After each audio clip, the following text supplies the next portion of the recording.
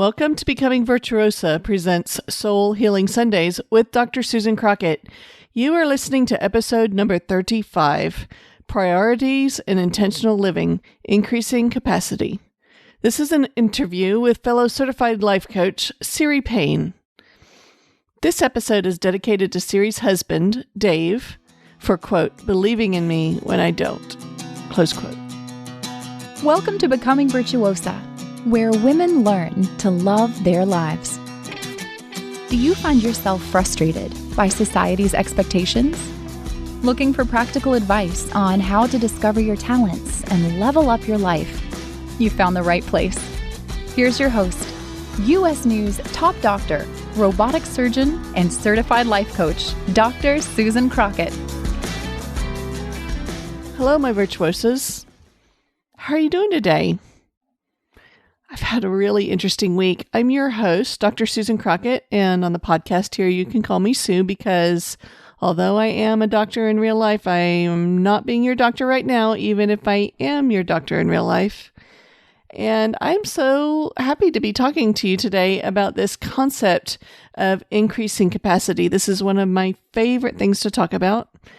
I believe in personal growth. I believe that is why we are here on this planet, and what we are supposed to be doing is learning and growing and increasing our capacity and our ability to love ourselves and those around us and understand the world. So today is a really fun interview for me with Ceri Payne. I know you're going to enjoy it.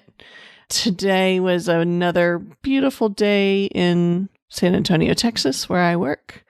Took care of a bunch of patients, did a bunch of procedures, figured some really fun stuff out. I'm teaching a resident now. I've got residents rotating from BAMC, which is Brooke Army Medical Center, Army residents, and they're just so full of excitement and enthusiasm and wanting to learn stuff, and it really makes me happy. It's so much fun.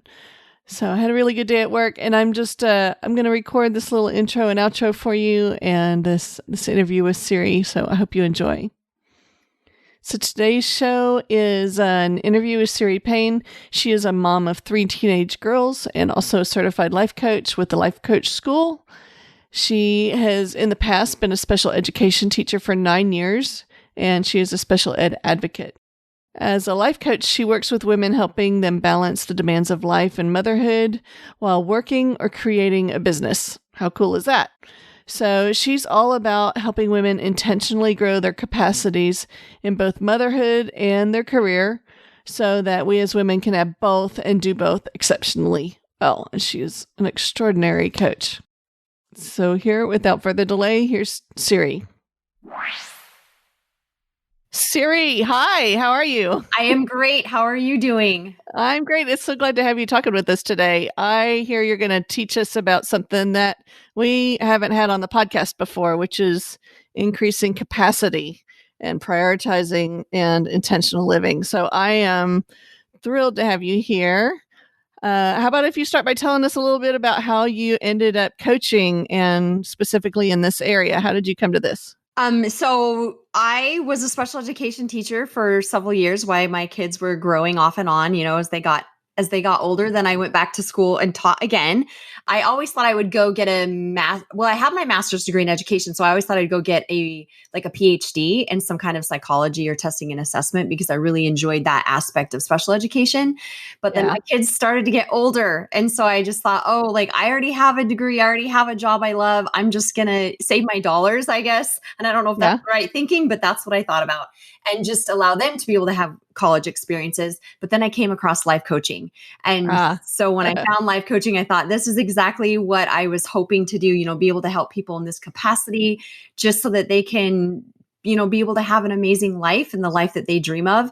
And then for me, coaching on organization and schedules and time, that's just something I'm very passionate about, something that I've always used it a lot in order to make us successful. Like we moved 18 times. in 16 years. I had three Oh kids. my gosh. Yeah, we had Wow. three kids in 3 years. So just really maximizing my time has just been something I've always been really passionate about. And it's allowed me to be able to grow my coaching business while I taught school full time. So That is amazing. So this is interesting to me because I am a little different than you on that. Like I can be organized, but this shelf that I'm looking at on my bookshelf above where we're like doing this interview right now is filled with unfilled planners. Like I like to buy planners and plan that I'm going to plan, and then I never take them actually down and use them until recently. So I've been working with my own coach on changing things in my life, increasing capacity, stepping up into the next thing. And she has really been on me about the importance of journaling and writing and planning and then following through and evaluating it. And to me, it's always seemed like just too much time. Like it takes too much effort to do that. Like who has time for that? I'm busy, right? But I've been doing it for 19 days straight. awesome. I got to tell you, I'm journaling like 5 pages a day in my little journal now. It's like filled with all this stuff and it's really helping me and I'm making big progress. And so I'm super excited to hear your ideas for our listeners about increasing their capacity and how you use organizational tools to help that. Yeah, awesome. So I know it's your podcast, but I have a question for you. After 19 days, right before you started, you're like, who has time for that? Do you, and now you're writing 5 pages. Do you feel behind? Do you feel like you don't have time, or how is it going for you? I don't. So I've added it to my morning routine. And that's the other thing I've been working on is just really looking at what my routines are in the morning and at night, particularly because my days are scheduled for me pretty much. But my morning routine, I was really kind of sloppy about it. Like I'd get up and have some coffee and watch TV. And if I felt like doing something, I would, but now I'm getting up and I'm like, nope, I got a journal. So that's prioritized and I'm doing it on all kinds of level. There's like just the physical movement exercise kind of thing that I'm doing to hold myself accountable, but also just things like what I'm thinking about and where my brain is going and where I want to go with the podcast or with my life. And all of that stuff is starting to come out. At first, it was like 2 little lines about I ate this and I'm planning on eating that. And I didn't do it right yesterday, and now it's like all this stuff about why I didn't follow what I thought I was going to do and what was the result anyway. And was that okay? And like where I am with my integrity with myself in keeping that accountability. So yeah. I love it. It's fascinating. Yeah, our brains are fascinating. If we give them time to slow down and to just think and to be still, it gives us so much information. Like, right. I think we ignore it all the time because I'm too busy to listen to what you have to say. And it's like, it's giving us direction. Listen to it. Yeah, it is. Right. Yeah. So prioritizing the time to do it has been one thing, but then like it's been helping me sort out like, well, what do I want to do with my time other than just sit and binge on Netflix? Or what do I want my body to look like? Or how do I want to be? And where does all of that like work-life balance, work-life mom, physical, emotional, spiritual, where does it all fall? And what is my capacity now to deal with it versus what do I want to be able to take on in 6 months? Because I've got all this cool stuff coming down the pike and I'm learning how to step into that and I am not there yet. So maybe you can give me some tips. I'm just like, you are talking about all my favorite things. Everything you just said, I could be here for hours. So tell me how to do it, Ceri. Yeah, let's go for it. Yeah. So I hear you asking or talking a lot about intentional living, right? That's kind of where you're focusing on is that. Right. Right. Yes. And you mentioned the same that I would. The key is to just really prioritize what you're focusing on, right? What's important to you. And so I've just kind of come up with 3 ways, if you're okay, and I'll share them with you to allow us to be able to increase our intentional living. Okay. Go for it. Tell me. All right. So you mentioned it. The first thing we do is we define our priorities. Okay. And our priorities are what is important to us and then the why. Like, why is it important? So it's not what's important to everyone else or what you should be doing or you think like you should be doing that, right? And then you even mentioned priorities are often in some of those areas like health and relationships. It might be financial, spirituality, motherhood, career, some of Yeah. those main areas. So once you define your priorities and what's important to you and why, then you can create the action steps to support your priorities. So So, how do you write this out? Like, do you use just a blank page journal to do this, or do you have kind of a worksheet or a formula that you use where you take priorities and then do the actions? yeah, I do have a worksheet that I walk my clients through, but basically, in a nutshell, it's like you kind of define your priorities and you just say, what do you think they're important on? And the fun thing that I like to do with them is then ask them how they spend their time each day. And then they write down those. And what we find out is they're very different. And Right? usually what's missing is the thing they want to be coached on, right? Like their business isn't growing or they want to be a better mom. And when they Wow. write down what they do, that's not missing. And so the cool thing is though, you don't have to beat yourself up because you're like, of course it's not like my business isn't growing, or of course I'm not losing weight, because you're not spending time getting that thing done in the priority each day. So it's kind of a cool realization. That's really crazy cool. So I've been reading a book and I'm working on a podcast kind of mini course thing on sufficiency. That's the theme for this week. And I've been reading this book called The Soul of Money. It's by Lynn Twist. And she talks about sufficiency and money. And one of the things she says at the very beginning of the book is if you want to see where your priorities are, pull out your checkbook. Oh, yeah. And I never thought about that. She's like, if you want to see where your thoughts and your intentions are, pull it out and see. And she goes through this whole story about how when they did that, when their kids were younger, she thought she wanted to be a great mom and do all this stuff with their kids. And she pulled out her checkbook and like, it was all about wine and dinners and business stuff and cars and hardly anything for kids. And she realized that that was like this huge aha moment, this huge reflector about where are my priorities and where do I want them to be? So I thought that was kind of cool. That is awesome. And to play on her words, it's the soul of money, but like your priorities are what your soul really is desiring, right? Like what do you want, Exactly. what's important for you. And then once you are able to discover them, and part of the worksheet is asking why, like they say health's important, why? And then they'll give you an answer and it kind of walks you through, ask why again and ask why again. And it might ask you 5 times before you really get the reason why Wow. it's important. And notice if your reason is fear-based, then it doesn't necessarily mean it's not a priority, but it means it's maybe not the right why. So like if I have a client that says they want to lose weight because they're afraid that they're going to maybe get high cholesterol or type 2 diabetes or heart disease because it runs on their family, that's fear-based. And if Not that's strong enough. right. And so it won't allow them to be successful long term. So the why is really like, I'm afraid I'll get type 2 diabetes. Well, why? Because I'm seeing this but why? Right. And so the why really Wow. is the main thing, because you want it to be very motivational and not fear-based, or, like it doesn't last long term because it doesn't create the feelings you want to feel when you're embarking in that as your result. So I can totally see that. So I've been working on weight loss myself and I have failed so many times on like trying to get myself to eat right, trying to do this and trying to do, and it's almost always, now that you mention it, it's been fear-based. It's like, because I don't want to be unattractive, or I don't want to get high, or I don't want my high blood pressure to be bad, or whatever it is.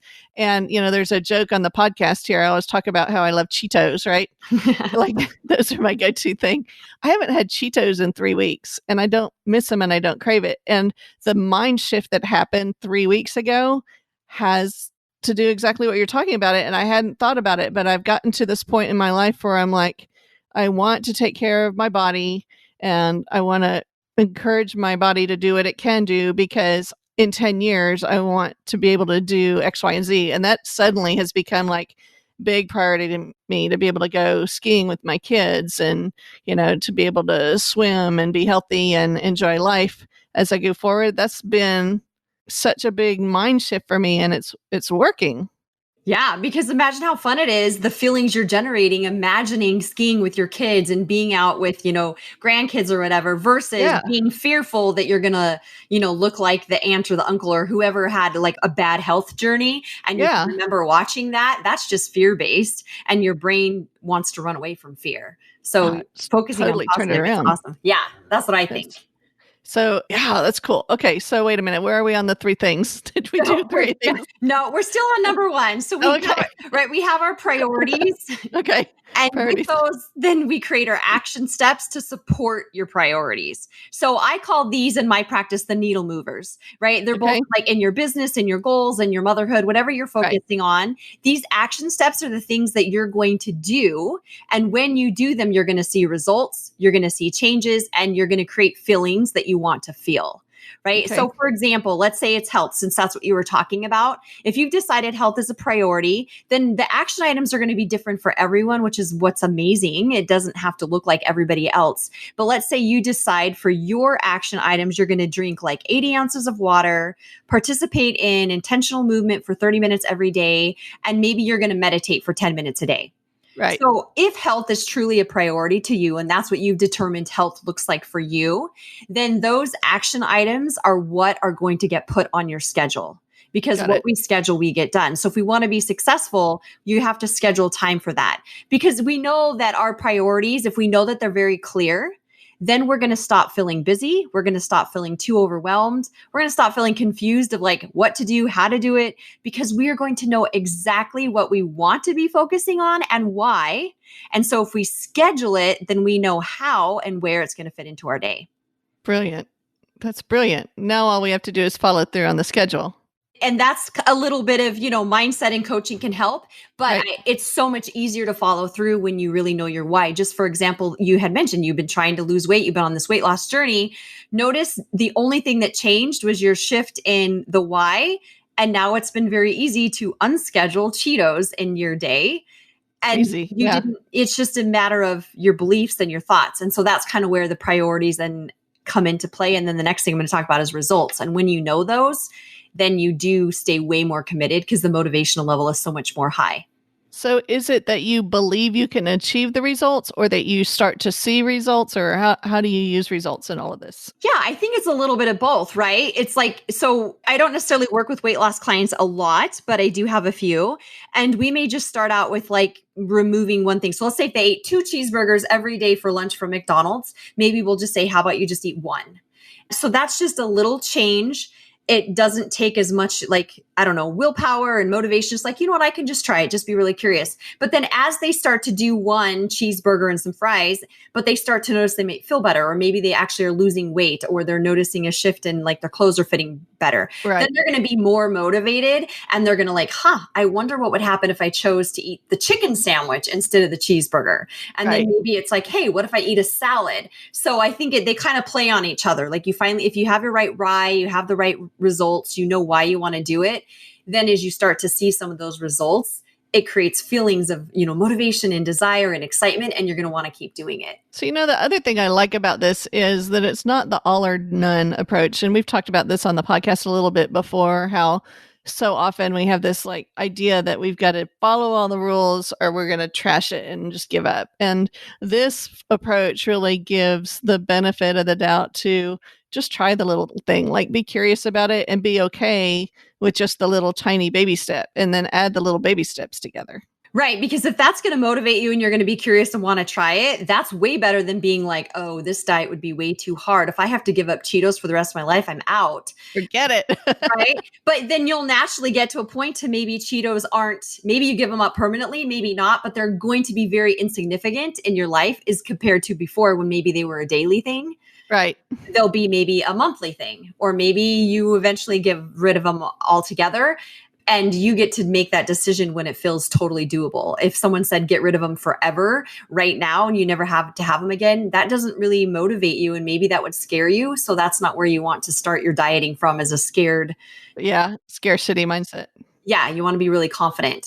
And so that's the way to go, is start small. Okay. So knowing our priorities. So if we know our priorities, then that gets us on the first step to living an intentional life. So that's step number 1. What's step number 2? Yeah. So step number 2 to have this intentional life, and they kind of go hand in hand, but it's to know your results, right? So it's hard to be intentional with your life if you don't know where you're headed, or if you don't know what you want to accomplish. So for example, let's say you're headed to the mall for a very specific reason. Let's say you wanted to buy a new pair of jeans. Okay. And then your shopping experience, it's going to be very intentional. It's going to be purposeful. It's going to be very efficient because you know exactly what you're doing. And I'm Right. not saying that all shopping trips have to be for that specific purpose, right? Sometimes you might want to go to the mall for some entertainment, maybe to window shop or to browse or to look at the new styles or to spend time with friends. And that's, of course, okay too. But just knowing that you're going to get a different result than for that purpose of like, I need to find a new pair of jeans. Okay. I see where you're going with this. I like it. Yeah. So if you know the result, right, you have that in mind, then you know why you are doing something. And then at the end of the day, you have some data, or in this shopping trip experience, you have the data to know whether you accomplished what you set out to do. I love data. Like I'm a data nut. Like I will analyze data. Yeah, that's a lot of fun. So the journaling, I'm learning, but data is my thing. So anything that I can do when I'm doing results to give me objective data, that works for me. Yes. And I love to work on data just because there's drama and there's data. And so if we can work with data, then we actually become more clear on what we're doing. So you can apply that same scenario into your work, to your life, to your mother, to your career, whatever. But when you know what you're doing, then you know the action steps. They're going to look very different. If you're going to the mall to have lunch with your friends, it's going to look very different than the action steps to go to the mall and find a new pair of jeans. Yep. Okay. Right? So Got it. when we know what we desire, right, when we know our goals, then we can intentionally map out those steps needed to accomplish the goal, just kind of like I said, but apply that to you and your motherhood or your career, whatever you've got going on. Because Okay. if we hit the goal, then again, we have data, right? And we can ask Right. ourselves, like, what went well? Like, what would you do again? What would you do differently? What keeps me motivated, or what kept me motivated to keep going? And you might even ask yourself, like, what was more difficult than I expected?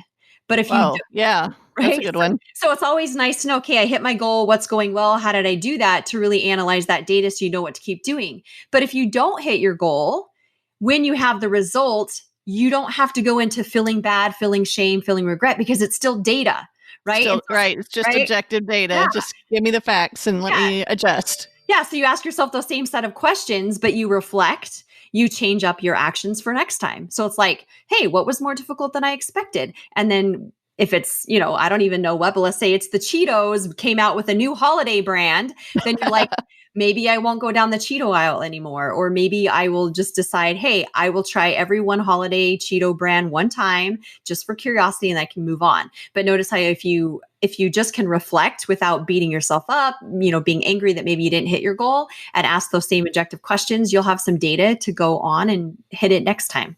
So much better. Okay, so number 1 is define your priorities. Number 2 is know your results. What's number 3? So number 3 is scheduling time to plan out your week.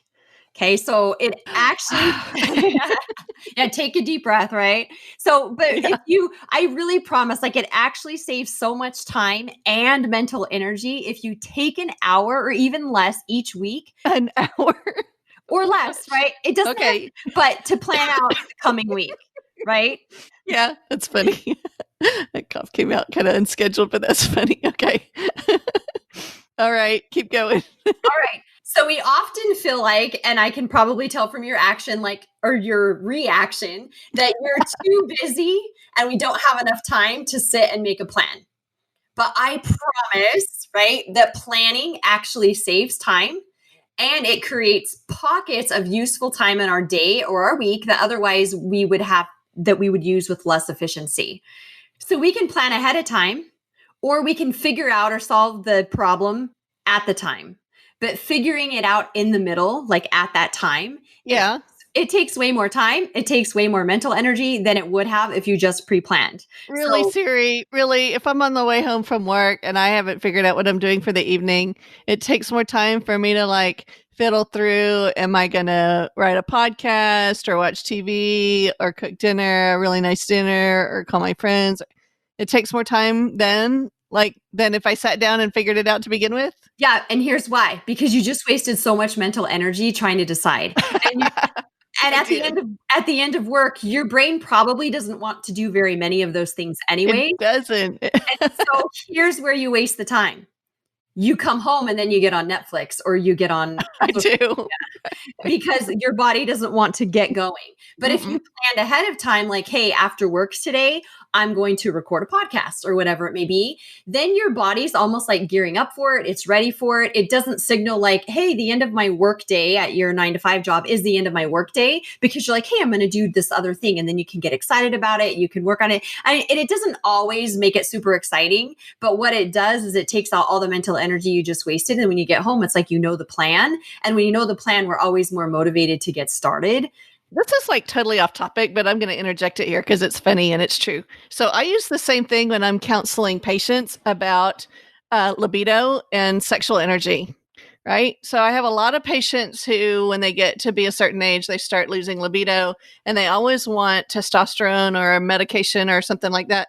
Certainly there are all kinds of dysfunction that have medical reasons and are not what I'm talking about here. But the vast majority of them, when I ask them when they get engaged or in the activity, you know, do they function well? And they're like, yes, I just can't get into it. And so we give them this exercise to plan it, not to take it like to sterility, but to get their mind thinking about it so their body is prepped for it as they go through their day. And then all of a sudden they find that when the time comes in the evening, their brain, especially for women, this seems to work really well. Guys are a lot more easier to get there, but women, this is a really important thing for getting them in the mood for sex. So this reminds me of that. It's kind of the same thing, like getting if you've got it scheduled, your brain's already anticipating it and your body's going to follow. Yeah. And then it just, because you're not shutting down early. You know, I think when I had like 3 kids in 3 years, that'd have been the last thing. But if my husband sent a text like, hey, do you want to spend some time and go on a date tonight? Then your whole, like, it's almost like saving energy a little bit, right? Like, you know where it's going throughout the day. And so you don't like sprint and use it all by noon. You spread it out and you know that it's there. And then of course, anticipation is really awesome, just in anything, not just in sex. And so just the anticipation of it and the planning for it. You're right. So it's exactly like that. And you're way more willing to follow through on stuff when it's planned. Awesome. All right. So the key to a schedule, and this is what I always tell everyone, is that it really should empower us and it should create clarity and it should create guidance, right? You don't want your schedule to overwhelm you or make you feel defeated or too busy before you even get started. And so that's what many of us do. We have too many shoulds on our schedule, too many things we think we need to be doing. And so, of course, when we look at our schedule, we feel very overwhelmed. So if you're not planning, right, if you're one of those people that are not planning, I want you to ask yourself why. Because I beat myself up when I don't get it right. That's exactly it, right? Right. So that answer to your why, right, that's going to uncover your beliefs about scheduling or planning, right? So too much time, you never follow through anyways. That's probably yours, right? I'm not in control of my time. Many of us with younger kids or older kids, we feel like we're not in control of our time. Or we say, my kids' career, business, it's just too much time. It can't be scheduled. Or we say something like, something always comes up and it ruins my schedule, right? So we feel defeated. So if you have any of those kind of thoughts, if that sounds like you, and you're struggling to create or stick to a schedule, that's your reason why, right? You have not created a belief that you are in control of your schedule or that creating a schedule will empower you or guide you to success. All right. So that's the key, is realizing what you really think about a schedule. Because if you believed it, you would do it, right? Everything you believe in life that's going to give you a good result, whether it's the glass of wine, the working out, or a great job, if you believe it's going to give you the result you want, then you're going to make time for it.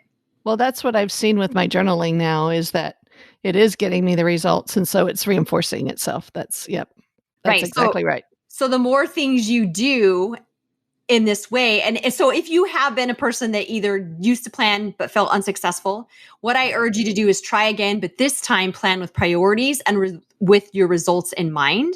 Okay. And schedule those things that will support your priorities, that will support your results. Get rid of all those shoulds and those comparisons. Okay. And then you're going to notice your schedule is going to be much more successful because you're actually planning what you want to do.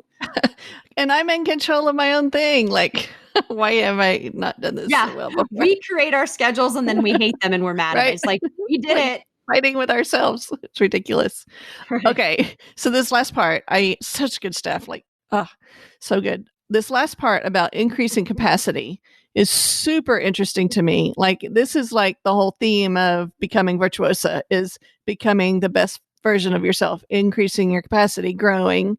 And I'm personally always working towards the next capacity. Like, what am I supposed to be stepping into? So I'm really excited to hear what you have to say about how we use these tools to increase our capacity to be able to handle more difficult or challenging things in life. So tell me about that. All right. So this is really fun because this is where our thinking and our mindset makes all the difference, right? Just how we talked about in schedules, it's also very important for us when we're handling situations in our life.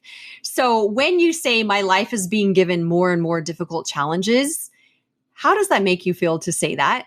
You know what? I'm a little bit weird. It makes me feel proud Right. because I'm like, I like the challenge. I think that's cool. I think it's motivational, but it also sounds like life. It's like looking up a very steep staircase. It can be a little overwhelming or feel painful or tiring too when you start looking at things that like I can't handle or don't handle in my capacity now that I'm going to face and stepping up into the next level. Exactly. And so that's what we're going to talk about is those two different mindsets, right? And the shifts of it. So a lot of times when we say, you know what, my life just keeps getting one, like 2020, one more difficult challenge after another, right? We're saying that, Right. but that may make us feel defeated or tired, possibly exhausted because it's what we are viewing a challenge as. But as you said, and this is how I feel, is that a challenge can grow us, right? They can allow us to tap into our creativity. Challenges can help us focus on what I mentioned, the needle movers, right? The things that are very essential and very important. A lot of my clients right now are growing a business, have children at home, and now they're homeschooling them. And Wow. so that was a challenge. But when we really focused on what are the essential and the important in both like their business and their motherhood, they're actually getting more done and they're being more successful in their business because they are very intentional in doing what's important. And so challenges have been a good thing for them. So while I don't, of course, wish a challenge in my life, I do try to look at, like you said, like the bright side, right? What's possible? What can I learn through this? How can I grow through these hard times? So a challenge becomes worse when we start to think about the what ifs, when we start to worry about the problems, when we start to think, what if this might happen, or what if that might happen, or what if it's the wrong choice, or I make a bad choice. So again, my favorite word, data. You take, you take the data, you take the facts of the challenge, and you write them out. Right. And so those facts, those datas, they're just neutral, right? I was diagnosed with, or my son got in a car accident, right? Those are just facts and their data. And those are things we can solve for or plan for. But it's our thoughts about the facts, it's our thoughts about that data, that's where we create the drama. Always, Right. So then that challenge becomes a negative challenge. So again, when we face what you will say like a challenge, which again, the word challenge is just a thought in of itself. But let's say we face an unexpected situation. It's often very typical to maybe complain, to feel defeated, upset, annoyed, sad, like all of those, right? That's like human nature. But what I like to say, if that is your tendency, then I like to challenge you to do the equal airtime approach. And the equal airtime is like set a timer. And if you're going to worry and complain and fret and ask all the what ifs and all of that, let your brain do it for 5-10 minutes, however long you want. Then switch over to the opposite of what could also be true. So you could ask yourself, what's good about this time? Oh, gosh. Right? What new skills am I learning during this challenge? How can I make the best of this situation? What's something good or positive that's coming out of this that I didn't expect? And actually sit there in the same amount of time. Yeah. Oh gosh, it's like giving equal airtime to the half empty and the half full. Right. Who does that? Well, people that want to then not have to look at maybe that half full for as long. Right. Yeah. Because naturally our brain's going to do that. And then you're like, hey, but let's focus on the blessings or the bright side. And then eventually your brain will naturally see some of those things before you give it the negative equal airtime. And you'll eventually make a shift. Kind of like we talked about the 2 cheeseburgers versus the 1. You'll see the results. You'll see how good it feels to look at your challenges as empowering. And you'll make that natural shift. Cool. So cool. All right, Ceri, this has been an information-packed, great session. I learned so much today. Thank you so much. Well, thank you for bringing this. If you're going to leave our listeners with one take-home, what's the bottom line here? Okay, so what I think may be the most impactful, and maybe for you more than anyone, but you have to schedule time to create time. And once you do that, you'll have more time. Oh, you got me. You got me, Ceri. Awesome. Okay. Cool. So how about if you tell our listeners where they can find you if they want to work more with you? Yeah. Yeah. I'm most active over on Instagram and Organized Life with an ED. So organizedlife.coach. My website is the same. And I am on Facebook at Ceri Payne Coaching. And your name, Ceri, is spelled Ceri, pronounced Ceri. Yes, like the iPhone, but spelled differently. So we're going to put all those links in our show notes. Ceri, thank you so much for taking your time out and being with us today. Thank you for providing all this information for our listeners. And yeah, thank you. Yeah, it was truly my pleasure. Thanks for having me. You're welcome. Bye. See ya. Okay, what we've shown you today. Really fun show. I think it could have gone on for 2 or 3 shows, actually. Maybe we'll have to have her back again. We've shown you how to set priorities for intentional living and work on increasing your capacity. I hope you've gotten some practical, actionable items from today's show. And now we're going to come to my favorite part of the show, which is what we're listening to and reading. I let Ceri do this all on her own this week. I have nothing to add here. So she's listening to some podcasts. Brené Brown is a favorite. She's also one of my favorites. And she just recently finished up listening to her audiobook, The Power of Vulnerability. So love that. Go check out some Brené Brown. She's reading a book by Mark Brackett called Permission to Feel. It's all about understanding our emotions and what to do with them to strengthen our mental health and relationships. And then she's watching one of my favorites on Netflix, Designated Survivor, starring Kiefer Sutherland. So if you haven't checked it out, there's a binge watch for you for this week. All right. So next week, I'm going to start a 4-week session where I will be teaching a new series on restoration. I think this is really timely as we're coming through what's happening with our country. Elections are coming up. We have COVID winding down.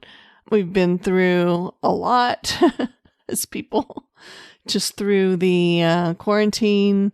And I think this is a really good time to talk about restoration and what that looks like when we get to the end of the struggle. So I hope you'll join me next week. Actually, for the next month, the next 4 weeks will be on restoration. So, okay, my virtuosos, that's all I've got for you this week. Have a wonderful week. Love always, Sue. And I will see you next week in episode 36. Thanks for listening to this episode of Becoming Virtuosa. If you want to find out more, come check out virtuosacoaching.com. That's virtuosa with an A, coaching.com. See you next week.